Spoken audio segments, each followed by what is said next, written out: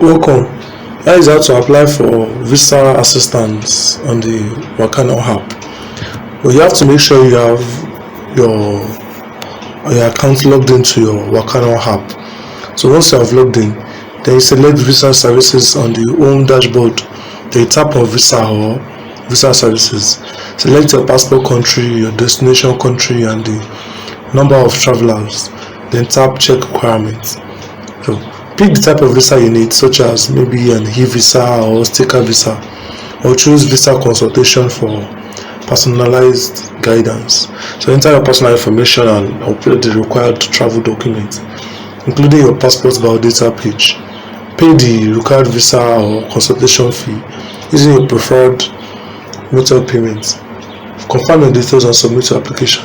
You can track your application status directly inside the app under manage booking. Thank you for watching and safe travels.